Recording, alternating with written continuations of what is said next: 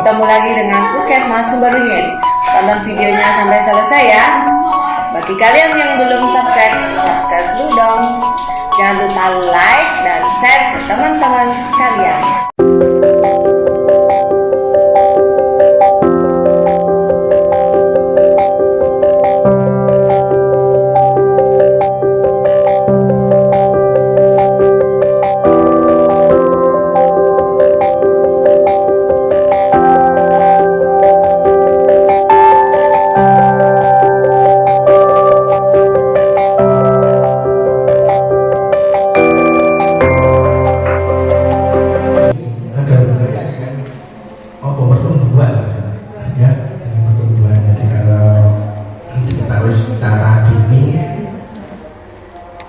Itu juga bisa menyebabkan stunting ya, begitu ya.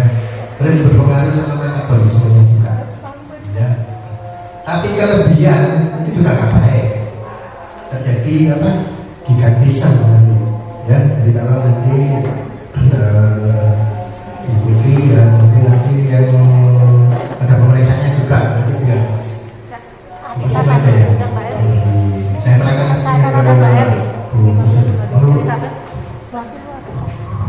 Terima kasih. Assalamualaikum warahmatullahi wabarakatuh. Yang kami hormati Bapak Kepala Puskesmas Sumberringin, Bu Dr. Zaila dan teman-teman bidan semua. Pada hari ini kita melakukan sosialisasi screening hipertiroid.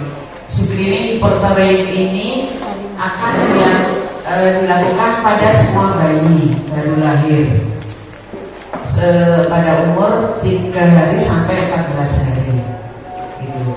Dan di 2023 ini kita sudah mendapatkan reagennya, belum datang ya Pak Bidanya, sama dengan reagennya EID nanti bentuknya itu sama persis seperti EID itu. Untuk yang diagnosa, untuk yang HIV itu ya Mbak ya, itu sama persis paketnya nanti seperti itu. Di 2023 ini nanti tidak semua bayi mendapatkan karena alokasinya hanya separuh sepertinya, 200 sekian, belum datang hari ini. Tetapi kemarin waktu supas Bu Silvi sudah mengingatkan kalau sekitar 200 sekian, padahal bayi kita kan 400 sekian. Jadi tidak. Bagaimana tekniknya? Nanti tekniknya mungkin yang kita periksa SHK adalah yang lahir di puskesmas gitu. Karena pemeriksaannya nanti di usia 3 hari, nanti waktu pasien kontrol itu nanti baru dilakukan pemeriksaan screening. Nanti dari Mbak Bidan untuk pengambil sampelnya nanti langsung Mbak Bidan itu kalau pagi di kontrol. Mungkin itu kenapa screening hipertiroid ini penting, karena berhubungan dengan pertumbuhan mental anak-anak juga. Kadang anak-anak yang seperti RM itu ternyata dia ketika diperiksa itu hipertiroid.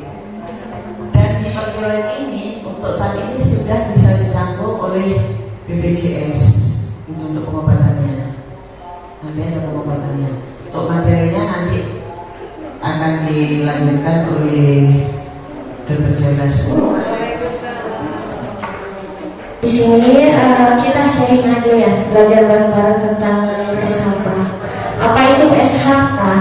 SHK, ada yang tahu SHK panjangnya? Screening hipotiroid congenital. Jadi hipo bukan hiper ya. Yang dibahas ini hipotiroid congenital. Yang pertama ini slide-nya dari guru besar saya di UNER. Sini hipotiroid yang harus diketahui adalah pengertian dari hipotiroid itu sendiri. Hipotiroid yang berasal dari kata-kata tiroid. Tahu ya? Tiroid ya. Tiroid itu yang biasanya nempel di laring. Laring di sini. Kalau orang bilang jakun itu menyelimuti laring kita. Jadi hormon tiroid ada di situ. Tiroid bukan hormon, tiroidnya. Jadi kalau untuk hipotiroid itu sendiri adalah kekurangan dari hormon tiroid, sedangkan kongenital adalah bawaan sejak lahir. Jadi kalau misal hipotiroid kongenital adalah kelainan dari kurangnya hormon tiroid seperti itu. Nah ini ya, ini. Jadi ini lari. Jadi ini lari. Jadi ini tiroidnya. Hormon tiroid berasal dari tiroid gland. Jadi kalau misal ditanya yang bisa kena hipotiroid kongenital itu siapa saja sih? Kalau untuk bayi-bayi kemungkinan besar dari sporadik. Jadi siapa saja bisa terkena. Belum tentu itu turunan atau genetik gitu. Jarang terjadi. Dan itu untuk kemungkinan kejadiannya kebanyakan perempuan ya. Jadi bayi perempuan kebanyakan menderita HK, hipotiroid kongenital. Apakah, nah ini pertanyaannya, apakah HK diturunkan hanya pada sedikit kasus? Jadi yang terjadi adalah sporadik, siapa saja bisa kena. Faktornya apa? Nanti dijelaskan ya faktor-faktornya. Nah di sini insiden HK di Indonesia sendiri 1/2736. Jadi sebenarnya kasus yang langka. Tapi untuk akhir-akhir ini kita adakan screening hipotiroid. Kenapa? Karena telat penanganannya. Jadi untuk bayi-bayi yang terkena hipotiroid kongenital kita baru kedeteksi setelah usia lebih dari 1 bulan, lebih dari 1 tahun gitu. Kedeteksinya gimana? Ya itu tumbuh kembangnya yang terlambat. Ternyata ketika dicek hormonnya, ternyata dia hipotiroid seperti itu. Nah, kalau untuk tiroid itu sendiri apa sih sebenarnya fungsinya tiroid? Ini ya, kalau untuk peran tiroid itu sendiri yang pertama membantu pengaturan suhu, kemudian melihara sistem pencernaan, usus, untuk pengaturan jantung sama pembuluh darah juga, untuk memelihara nafsu makan bayi. Yang paling penting merangsang pertumbuhannya ya sama tumbuh kembang otaknya juga.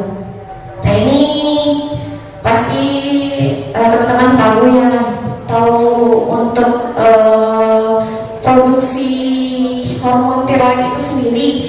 Yang pertama dari hipotalamus kan ada di otak, kemudian turun ke hipofisis. Dari hipofisis merangsang TSH. TSH itu thyrotropin releasing hormone. Jadi dia yang merilis atau mengeluarkan hormon T3 T4. Yang nanti akan dicek adalah TSH T3 dan T4 nya pada bayi ya. Nah, kalau hipotiroid kongenital itu ada 3, ada primer, sekunder, tersier. Tapi yang perlu diperhatikan adalah ketika kita menemukan hipotiroid kongenital primer. Jadi kalau misal dicek lab kemudian T4 menemukan T4 nya normal atau turun, kemudian TSH nya naik, itu adalah tanda-tanda HK primer. Jadi itu yang harus segera diterapi. Nah ini kenapa sih bisa HK? Yang pertama mungkin dari anatomi atau dari tubuh bayi itu sendiri. Jadi kelainan mungkin dari tiroidnya, dari disfungsi hormonnya juga, kemudian bisa jadi dari konsumsi obat-obatan. Jadi kalau misal dari tiroid itu sendiri biasanya terjadi karena defisiensi yodium. Jadi garamnya ya, pemberian garamnya itu harus benar. Kemudian kalau misal untuk gara-gara obat, biasanya yang konsumsi obat-obatan, kemudian ibunya atau misal pas waktu hamil juga antibodinya juga nggak bagus, bisa jadi gara-gara itu. Kemudian resisten terhadap hormon tiroid karena infeksi kondisi stres. Ini bisa terjadi kemungkinan untuk bayi yang BBLR bisa jadi ya. Nah kayak apa sih hipotiroid kongenital itu gambarannya? Jadi kalau misal manifestasi yang jelas ya, kalau sudah kelihatan seperti ini jelas sekali kalau hipotiroid kongenital. Karena apa? Ini jelas sekali mukanya itu sudah seperti tahu kan ya kalau muka-muka RM retardasi mental sudah seperti ini, kemudian lidahnya sudah makroglosi, lidahnya sudah gede ya, kemudian biasanya ubun-ubunnya itu melebar, ubun-ubunnya gede melebar, dan ini biasanya yang sering terjadi juga, dia keluar apa namanya, hernia umbilikalis ya, jadi gede keluar hernianya gitu. Dan kebanyakan biasanya kalau misal RM apalagi kalau misal dalam kondisi bayi ya hipotiroid kongenital, biasanya bayinya letargi, jadi lemas, gak aktif gitu. Nah ini untuk gambaran klinisnya. Ya kalau misal manifestasinya keluar 2 minggu pertama, 1 bulan, 3 bulan, kalau memang keluar, kadang kan kita baru tahu kalau dia hipotiroid setelah dia umur lebih dari 1 bulan. Ini yang jelas benar-benar kelihatan manifestasinya atau gejalanya. Tapi kalau misal nggak kelihatan, ya sudah masalah gitu. Makanya kita adakan screening hipotiroid biar nggak terlambat untuk penanganannya ya. Untuk 2 minggu pertama, biasanya kalau misal keluar manifestasinya dia ini, yang pertama feeding. Pasti jelas letargi ya, dia nggak aktif. Kemudian dia jaundice, jadi hati-hati untuk yang terkena jaundice atau ikterik atau kuning. Jadi kalau misal ketemu bayi kuning, pasti mbak-mbak bapak-bapak kan ngerti. Kalau misal bayi kuning di bawah 2 minggu, wajar apa enggak? Wajar apa enggak? Wajar ya. Jadi ikterik fisiologis. Kalau misal di atas 2 minggu itu ikterik patologis, berarti sudah tidak wajar. Jadi kalau yang namanya prolong jaundice dia sudah 2 minggu lebih kuningnya, itu harus hati-hati. Jadi kita bisa curiga dia hipotiroid kongenital juga. Ubun-ubunnya sudah mulai lebar, mulai letargi, harus hati-hati. Kemudian usia 1 bulan, ada kutis marmorata. Biasanya kutis marmorata ini seperti itu, kalau bayi lahir dia ungu kemerahan, bintik-bintik kayak ada pembuluh darahnya, ya tahu kan ya? Itu kan biasanya pas waktu bayi, waktu sudah usia 1 bulan kan biasanya nggak ada. Ini ada gitu, itu yang harus hati-hati ya. Kemudian dia tetap ya tidak aktif, letargi. Kemudian mulai hipotoni, jadi dia untuk tonus ototnya dia sudah melemah gitu, makin nggak aktif.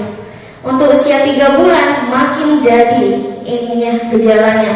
Yang paling jelas adalah dia mixed edem, keterlambatan tumbuh kembang, sama hernia. Ini yang tadi ya, yang paling kelihatan kalau dari fisiknya makroglosi sama hernia. Tapi hati-hati juga kalau dia tidak ada makroglosi, dia nggak ada hernia, tapi dia mixed edem atau terlambat tumbuh kembang, itu harus diperhatikan. Apa itu mixed edem? Kalau semuanya di orang dewasa mixed edem itu dia tidak seimbang antara koordinasi otot sama otaknya, jadi dia linglung gitu. Jadi hati-hati kalau misal ketemu bayi yang seperti itu, harus kita curigai HK-nya. Nah ini gejala klinis saat lahir, 95% lebih dari 95% bayi dengan HK tidak memperlihatkan gejala saat dilahirkan. Jadi kebanyakan gejala itu timbul setelah berapa bulan atau berapa tahun setelah lahir. Itu makanya kita perlu screening untuk HK ya. Kemudian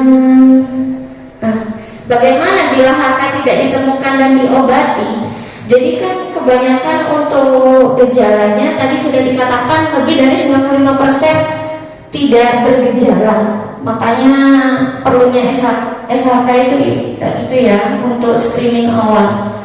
Karena tampak normal, tapi kalau misal terlambat kita tidak tahu kalau itu hipotiroid, apa yang terjadi? Jadinya selama 3-4 bulan itu dia hidup, dia sel-sel otaknya mulai rusak gitu. Makanya dia bisa jadi menderita retardasi mental karena otaknya mulai rusak gitu. Apakah HK dapat diobati? Bisa, asalkan screeningnya pengambilan sampelnya, dari anamnesis awal. Nah ini kan semuanya berperan, dari Mbak Mida, dari perawat, dari dokternya juga berperan. Pasien datang, ibu hamil mau melahirkan, Mbak Bidanya sama dokternya yang menangani. Kemudian ketika lahir, untuk screeningnya, pengambilan sampelnya dari analis. Kemudian untuk pengiriman sampelnya juga dibantu mungkin sama perawat-perawatnya gitu ya. Untuk pengobatannya nanti kan pasti berkelanjutan, bisa jadi evaluasinya dari perawat dan dokter seperti itu. Tujuannya ini sudah tahu ya. Mengapa harus dilakukan? Yaitu yang jelas karena dia prevalensinya tinggi, dampaknya ketika dia kena hipotiroid kongenital itu parah gitu. Bisa jadi retardasi mental. Retardasi mental itu bakal cepat meninggal apa enggak gitu? Enggak gitu loh. Jadi jangan harap enggak ini sudah nggak bisa ketolong. Enggak, itu dia bakalan hidup dengan kerusakan otaknya gitu loh, dengan retardasi mental itu. Makanya kan kasihan kalau hidup terus-terusan dengan RM. Jadi kalau misal ada bayi baru lahir, mungkin ini nanti dilihat SK atau dari perintah dari Dinkes ya. Kemarin bilangnya dari Dinkes dimulai Februari untuk SLK ini. Jadi mohon teman-teman bidan, mohon teman-teman perawat, ketika ada bayi baru lahir, nanti langsung koordinasi dengan lab, dengan Mbak Widan ya.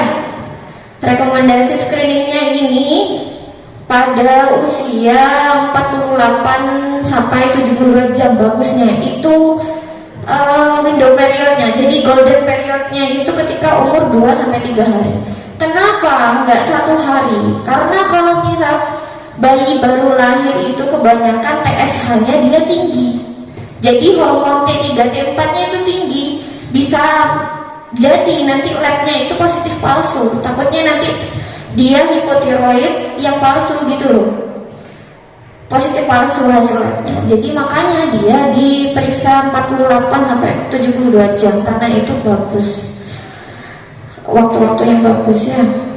Nah kalau misal 2-3 hari ibunya tidak balik gimana? Masih ada waktu sampai usia 2 minggu harusnya, paling mentok deh 2 minggu, 14 hari ya. Kalau sudah lebih dari 14 hari 2 minggu biasanya itu sudah tes diagnostik, jadinya sudah tes lab, enggak cuma enggak cuma diambil screening aja di sini gitu, harusnya sudah di rumah sakit gitu. Dan biasanya harusnya pemeriksaan sebelum mendapatkan transfusi atau TPN. Nah ini kalau di puskesmas kemungkinan enggak ya bayinya untuk transfusi atau TPN. TPN itu mendapatkan nutrisi dari IV gitu loh. Kan jarang ya bayi di IV kecuali mungkin BBLR atau kondisi khusus seperti itu. Jadi enggak boleh kalau misal kita ngambil screening dia dapat nutrisi dari infus atau transfusi, kita tidak boleh. Jadi bisa positif palsu juga. Nah ini yang Mbak Widan ya, pengambilan sampelnya nanti kita tunjukkan ininya apa video. Jadi untuk pengambilan sampel darahnya seperti ini. Jadi mungkin nanti bisa berkolaborasi sama ini ya Mbak Bidan. Mbak Bidannya juga membantu. Jadi untuk pengambilan sampel darah, kaki bayi ini harus hangat gitu. Jadi pertama-tama harus dilap pakai handuk hangat dulu biar aliran darahnya lancar. Kemudian diposisikan kakinya itu lebih tinggi daripada kepala gitu. Dari kepala lebih tinggi daripada kepala, dan nanti pengambilan sampelnya itu tumit bayi sini ya, di sini ya. Nah tumit bayi di sebelah mana? Nanti tumit bayi dibagi antara bagian lateral dan medial. Yang diambil itu bagian sisi pinggir, lateral atau medialnya, nggak boleh di tengah-tengahnya sini. Jadi antara di sini atau di sini gitu. Nanti ya udah gini diangkatin dulu, kemudian habis itu dikeringkan dulu di alkohol swab, dikeringkan, habis itu ditusuk pakai lansetnya. Ini kertas saringnya ya. Karena kita belum ada contoh alatnya, jadi kurang oke gitu menjelaskan. Nah ini pengambilan sampel darahnya ini dibagi dua ya. Jadi yang ini medial, yang ini lateral. Bisa diambil dua-duanya di sini. Jadi pengambilan sampel tetap dari pihak lab ya, dari Mbak Wida, dari perawat-perawatnya yang membantu. Ini ya. Kemudian yang paling penting adalah jangan lupa ketika lab sebelum analis mengambil sampel, Mbak Bidan sama teman-teman perawat harus minta info konsen. Jangan lupa, jangan moro-moro ditusuk kaki bayinya, dan misal ketahuan SHK kan tidak terima nanti ibunya, ngapain ngambil sampel kan gitu. Jangan lupa IC-nya ya, info konsennya ya. Kemudian ini untuk kalau misal di rumah sakit kan biasanya 2 hari ya, ngamarnya biasanya 2 hari, tidak sehari langsung dipulangkan kayak kita. Biasanya memang pengambilan sampelnya kalau di rumah sakit itu 48 jam ya, makanya sebelum pulang biasanya diambil. Kalau kita gimana caranya ya, harus di follow up. Kalau misal pasien dipulangkan harus balik 2 hari 3 hari itu, jangan sampai nggak balik. Kenapa? Ya itu takutnya nanti ini golden periodnya 2 hari 3 hari harusnya diambil, ternyata habis 2 minggu baru kesini, kan kasihan bayinya ya. Kemudian kirim ke lab yang telah mampu. Ini nanti sampelnya kalau dari Dinkes minta setiap hari Senin atau Kamis. Kalau nggak salah ya, Senin sampai Kamis itu dikirim ke Dinkes, nanti dari Dinkes kirim ke Sutomo gitu. Kalau nggak salah, kalau misal nggak ke Sutomo mungkin ke Labkesda dulu. Kalau misal positif mungkin nanti ke Sutomo untuk jelasnya lagi. Penyampaian hasil tes, jika hasil positif recall, jadi di recall orang tuanya ya, sama mungkin nanti diambil lagi sampelnya untuk memastikan tes konfirmasi gitu. Nah ini dia algoritma diagnostik HK ya. Jadi kalau seumpamanya screening neonatal hasil screening TSH-nya lebih dari 20, kan harusnya setahu saya di bawah 20 atau di bawah 10 ya TSH itu normalnya. Jadi ini konfirmasi lagi TSH dan FT4 serumnya. Kalau misal screening neonatalnya TSH-nya nggak lebih dari 20 tapi ada kecurigaan klinis kayak tadi, manifestasi klinis atau gejalanya sudah nampak pas bayi baru lahir, langsung aja konfirmasi lagi untuk tes TSH sama FT4 serumnya gitu. TSH-nya ini tadi ya, kalau misal HK primer, hipotiroid congenital primer, kalau misal TSH-nya naik, pokoknya kalau TSH-nya naik, T4 T3-nya normal sudah, itu primer berarti. Atau misal T4 T3-nya turun, primer berarti. Itu harus segera diterapi. Dengan apa terapinya? Biasanya pakai L-tiroxin, levothyroxine gitu.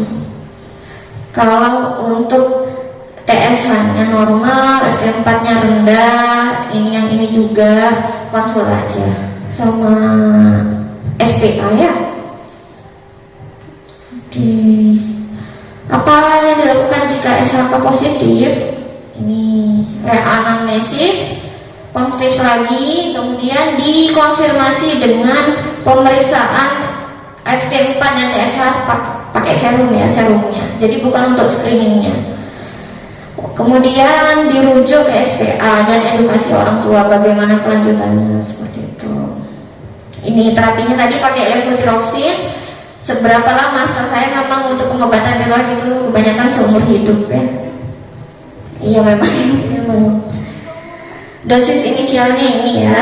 Kalau di sini kan kita nggak kasih terapi. Kalau ini dari SPA pastinya. Terapinya ini, pemantauan terapinya ini. Ya, kapan dipantau? 2 minggu, kemudian 1 sampai 2 bulan, sampai 6 bulan, dan setiap 6 bulan. Jadi itu terus berkelanjutan sampai dia jadi anak-anak, tetap dipantau gitu untuk pengobatannya ya. Oke. Ini sasaran terapinya ini, ya benar kan? TSH kurang dari 10 ya. Prognosisnya tanpa terapi dini ini ini yang paling akan terlihat jika kita tidak segera screening hipotiroid dan ternyata anaknya hipotiroid kongenital. Apa yang terjadi? RM pastinya, retardasi mental, otaknya rusak.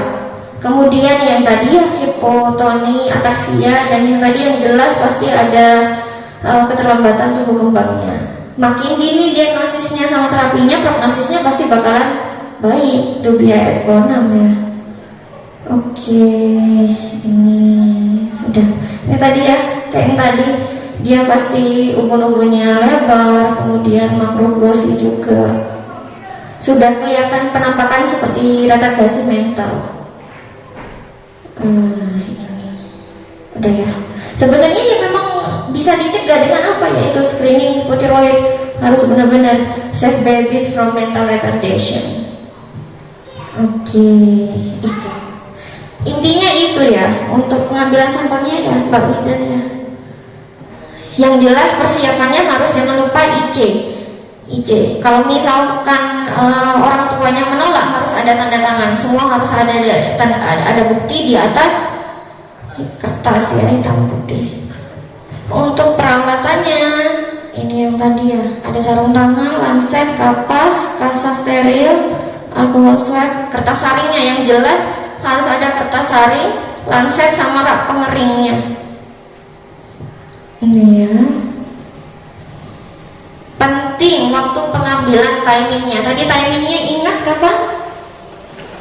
2-3 hari. Oke, ini ya pengambilan timingnya 48-72 jam. Keadaan tertentu 24-48 jam. Mungkin ketika bayinya butuh yang tadi TPN, jadi kita ambil dulu sebelum dia di TPN atau ditransfusi.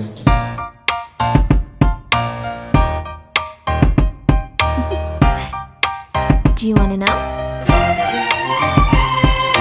Well, I've been thinking about you, and I think I have to listen, because the sun is up, it's a beautiful day. My beginning will be as bright as the sun. Come, won't you come along? And it feels so bright, it's like luck is raining on me. Go and follow your heart.